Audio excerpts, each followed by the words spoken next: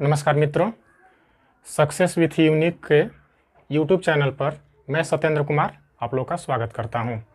तो चलिए आज हम लोग दिल्ली सल्तनत का एक परिचय करते हैं। इसके पहले की वीडियो में मैंने आप लोगों को मध्यकालीन भारत के अंतर्गत इस्लाम का उदय, उसके बाद में अरबों का भारत पर आक्रमण, फिर तुर्कों का भारत पर आक्रमण, तुर्कों के आक्रमण में मैंने गजनी का आक्रमण और गोरी का आक्रमण पढ़ाया था। उसके बाद आज हम लोग दिल्ली सल्तनत का एक परिचय करते हैं। देखिए, इतिहास में किसी भी चैप्टर को पढ़ने से पहले यदि हम उस चैप्टर के प्रमुख बिंदुओं का अध्ययन कर लें कि किन किन बिंदुओं पर हमको अध्ययन करना है, तब वह विषय और आसानी से कंप्लीट हो जाता है। तो आज हम लोग दिल्ली सल्तनत पर चर्चा कर रहे हैं। इसे दिल्ली सल्तनत ही क्यों कहा जाता है? तो इतिहास में चूँकि मध्यकालीन भारत में दिल्ली सल्तनत जो हम लोग पढ़ रहे हैं, तो दिल्ली सल्तनत के जो शासक होते थे, जैसे आप देखेंगे कि दिल्ली सल्तनत में गुलाम वंश की स्थापना होती है। तो कुतुबुद्दीन ऐबक जो है वह मोहम्मद गोरी का एक गुलाम था, अर्थात दास था। तो चूँकि दिल्ली सल्तनत के जो शासक हुआ करते थे वे खलीफा से सुल्तान की उपाधि लेकर के यहाँ पे शासन करते थे, इसलिए उसे सल्तनत काल अथवा दिल्ली सल्तनत के नाम से जाना जाता है। अब दिल्ली सल्तनत जो है, इसका कहाँ से हमें ज्ञान मिलता है कि दिल्ली सल्तनत में जो शासक हुए, जैसे गुलाम वंश हो गया, या खिलजी या तुगलक वंश या सैयद वंश या लोधी वंश, ये सब जो हैं, इनका स्रोत आखिर क्या है? इतिहास में आप जानते हैं कि किसी भी इतिहास के बिंदु का अध्ययन करने से पहले उसके स्रोत के बारे में भी जानना आवश्यक होता है कि हमें कहाँ से ज्ञान होता है उस शासक के शासनकाल के बारे में। तो जो गुलाम वंश है, इसके अध्ययन का जो स्रोत है, जहाँ से इसकी जानकारी हम लोग को प्राप्त होती है, वह एक किताब है तबकात-ए-नासिरी, जिसके लेखक हैं मिन्हास उस सिराज। इनकी किताब में गुलाम वंश की चर्चा है। तो चलिए अब हम लोग गुलाम वंश की चर्चा करते हैं। गुलाम वंश को कई नामों से जाना जाता है। गुलाम वंश अथवा दास वंश अथवा ममलूक वंश अथवा इलबरी वंश, इन सब नामों से जाना जाता है। इसके अतिरिक्त इसे प्रारंभिक तुर्क वंश भी कुछ इतिहासकारों के द्वारा कहा गया है। तो गुलाम वंश का जो शासनकाल है यह 1206 से लेकर 1290 ईस्वी तक है। अब एक और बात मैं आपको यहाँ पे बता दूं कि गुलाम वंश के जो शासक थे, इसको लेकर इतिहासकारों में मतभेद है, इनके नामकरण को लेकर के। हजीबुल्ला जो है, ये इसे इतिहासकार हैं हजीबुल्ला, ये इसे ममलूक वंश मांगते हैं। इसके अतिरिक्त एक और इतिहासकार हैं अजीज अहमद, जो इसे आरंभिक तुर्क कहते हैं। अब ममलूक शब्द जो है, यह एक अरबी का शब्द है। इसका शाब्दिक अर्थ होता है गुलामी के बंधन से मुक्त माता पिता की संतान। तो इसलिए जो हजीबुल्ला हैं वे इसे ममलूक वंश कहते हैं, क्योंकि यदि हम देखें तो गुलाम वंश में जो टोटल 11 शासक हुए, उसमें से 3 शासक ही ऐसे थे। एक तो कुतुबुद्दीन ऐबक हो गया, उसके बाद में इल्तुतमिश हो गया, उसके बाद में आप इधर आएंगे तो गयासुद्दीन बलबन हो गया। तो ये 3 ऐसे शासक थे जो दास थे, बाकी अन्य शासक जो थे वे गुलाम अथवा दास नहीं थे। इसलिए हजीबुल्ला जो है इसे गुलाम वंश अथवा दास वंश नहीं कहते हैं, वे इसे ममलूक वंश कहते हैं। क्योंकि मैंने ममलूक वंश का शाब्दिक अर्थ ही आपको बता दिया है कि बंधन से मुक्त, अर्थात गुलामी के बंधन से मुक्त माता पिता के जो संतान होते हैं उन्हें ममलूक कहा जाता है। और ममलूक जो है यह अरबी भाषा का एक शब्द है। तो अब देखते हैं, कुतुबुद्दीन ऐबक जो है यह गुलाम वंश का प्रथम शासक था।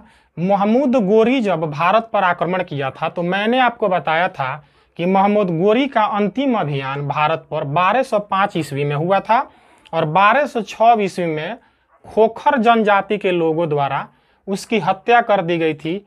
पिछले वीडियो में मैंने आपको बताया था, संध्या के वक्त जब वह नमाज पढ़ रहा होता है, उसी समय उसकी हत्या कर दी जाती है। तो मोहम्मद गोरी का दास था यह कुतुबुद्दीन ऐबक। इसके अतिरिक्त कुतुबुद्दीन ऐबक मोहम्मद गोरी का सेनापति भी था। मैंने आपको बताया था कि तराइन के द्वितीय युद्ध में जब मोहम्मद गोरी पृथ्वीराज चौहान के साथ युद्ध करता है तो उस युद्ध में वह अपने साथ गजनी से कुछ योग्य और कुशल एवं वीर सेना नायकों को लेकर के आता है। उसमें उसका दास और उसका सेनापति कुतुबुद्दीन ऐबक भी शामिल था।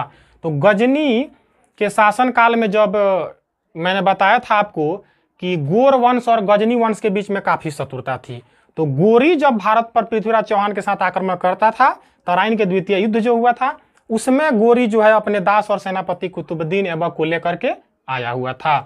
तो जब गोरी यहाँ से 1206 में उसकी मृत्यु हो जाती है और 1205 में यहाँ से चला गया था वह, तो रास्ते में उसकी हत्या हुई थी।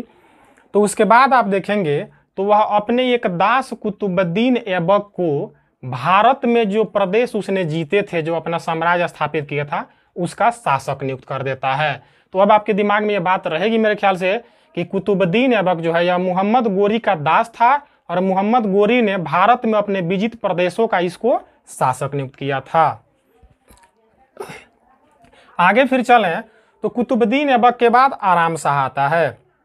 अब ध्यान देंगे यहाँ पे कुतुबुद्दीन ऐबक और आराम शाह हैं, ये दो ऐसे शासक हैं, कुतुबुद्दीन ऐबक और आराम शाह, ये लोग कुतुबी वंश से संबंधित हैं। इसके अतिरिक्त हम देखें तो इल्तुतमिश है, उसके बाद में रुकनुद्दीन फिरोज शाह है, उसके बाद में रजिया सुल्तान है, उसके बाद में मुइजुद्दीन बहरम शाह है, उसके बाद में फिर अलाउद्दीन मसूद शाह है, ये शासक, उसके बाद में नसरुद्दीन महमूद है। ये सभी लोग जो थे ये शमसी वंश से संबंधित थे। फिर आगे हम लोग चलें तो गयासुद्दीन बलबन है, मोइजुद्दीन कैकुबाद है और कैमुअर्स है। ये सभी लोग जो थे ये बलबनी वंश से संबंधित थे। तो गुलाम वंश अथवा दास वंश अथवा ममलूक वंश अथवा इलबरी वंश के अंतर्गत हमने देखा कि इसमें जो शासक हुए हैं वे 3 वंशों से संबंधित हैं। एक मैंने आपको बताया कि कुतुबी वंश से संबंधित है, दूसरा वंश मैंने बताया आपको कि ये लोग शमसी वंश से संबंधित हैं, और तीसरा मैंने बताया कि ये लोग बलबनी वंश से संबंधित हैं। अब इन शासकों में कुतुबुद्दीन ऐबक जो है वह गुलाम वंश का संस्थापक माना जाता है, लेकिन आप देखेंगे तो इल्तुतमिश जो है इसे गुलाम वंश का वास्तविक संस्थापक माना जाता है। ये आप दिमाग में रखेंगे। आगे फिर हम लोग चलें तो अब आता है खिलजी वंश। खिलजी वंश का शासनकाल 1290 से 1320 ईस्वी तक माना जाता है। खिलजी वंश के शासनकाल में आप देखेंगे तो जलालुद्दीन फिरोज खिलजी जो है यह कैमूर्स की हत्या करके खिलजी वंश की नींव रखता है, और इसमें जो प्रसिद्ध शासक हुआ वह अलाउद्दीन खिलजी सबसे अधिक प्रसिद्ध है, क्योंकि अलाउद्दीन खिलजी के सैन्य सुधार, बाजार नियंत्रण प्रणाली आदि के बारे में बहुत विस्तृत रूप से अध्ययन करना है मध्यकालीन भारत में। ये वही अलाउद्दीन खिलजी है जो अपने बाजार नियंत्रण प्रणाली में इस बात का वर्णन करता है, एक कानून बनाता है कि यदि कोई दुकानदार जितना कम सामान ग्राहक को तौल के देगा उसके शरीर से उतना ही मांस काट लिया जाएगा। इसके अतिरिक्त यह सैन्य सुधार करता है, और सैन्य सुधारों में वह इस बात का प्रावधान करता है, जैसे घोड़ों को दागने की प्रथा यह शुरू करता है। फिर उसके बाद में शिहाबुद्दीन उमर आता है, फिर मुबारक शाह आता है, और फिर नसीरुद्दीन खिलजी आता है। फिर देखें तो उसके बाद में गयासुद्दीन तुगलक जो है वह नसीरुद्दीन खिलजी को सत्ता से हटा करके तुगलक वंश की नींव रखता है। तुगलक वंश का जो कार्यकाल है यह 1320 ईस्वी से 1412 ईस्वी है। गयासुद्दीन तुगलक इसका वंश का संस्थापक था, लेकिन इस वंश में सबसे महत्वपूर्ण रूप से जिसके बारे में अध्ययन किया जाता है वो है फिरोज शाह तुगलक। फिरोज शाह तुगलक को मध्यकालीन भारत का अकबर कहा जाता है। आगे फिर देखें तो नसीरुद्दीन मोहम्मद शाह आता है, लेकिन फिरोज शाह तुगलक के बारे में कुछ और फैक्ट मैं आपको बता दूं। फिरोज शाह तुगलक ने सबसे अधिक नहरों का निर्माण कराया था। इसके अतिरिक्त इसने कुछ खैरात कार्य किए थे जनता की सेवा के लिए। तो इन सब कार्यों के चलते, जैसे मान लीजिए नहर निर्माण हो गया, जनता के कल्याण के कार्य करना हो गया, उसके बाद में यह फिरोज शाह तुगलक जो है यह जनता के कल्याण की हर एक कार्य जो एक सम्राट को करना चाहिए वह करता है। तो इसीलिए इसे लोक कल्याणकारी शासक भी कहा जाता है।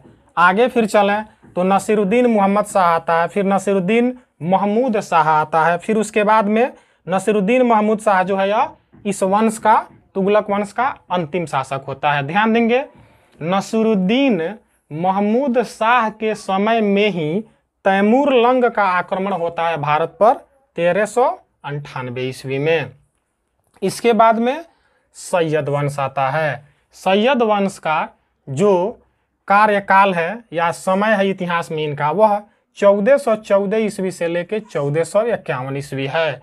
खिज्र खां जो है वह नसीरुद्दीन महमूद शाह को गद्दी से हटा के फिर यह सैयद वंश की नींव रखता है। तो खिज्र खां का जो समय है 1414 से 1421 ईस्वी तक है।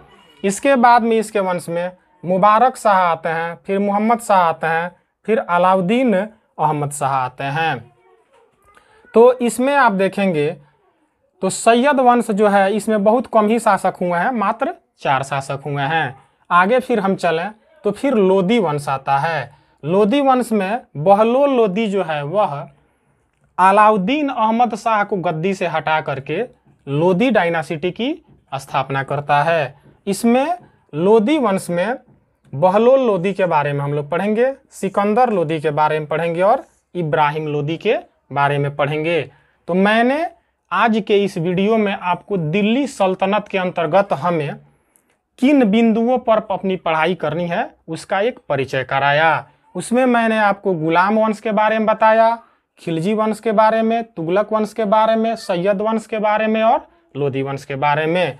तो इन 5 वंशों के बारे में हम लोग अध्ययन करेंगे दिल्ली सल्तनत के अंतर्गत।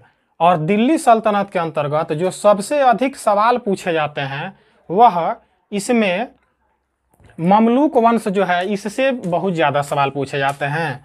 इसके अतिरिक्त आप तुगलक वंश और खिलजी वंश जो है यहाँ से भी सवाल पूछे जाते हैं। लेकिन मुख्य रूप से जो सवाल पूछे जाते हैं वह कुतुबुद्दीन ऐबक से पूछे जाते हैं, इल्तुतमिश से पूछे जाते हैं और रजिया सुल्तान से पूछा जाता है, क्योंकि रजिया सुल्तान प्रथम तुर्क मुस्लिम शासिका थी।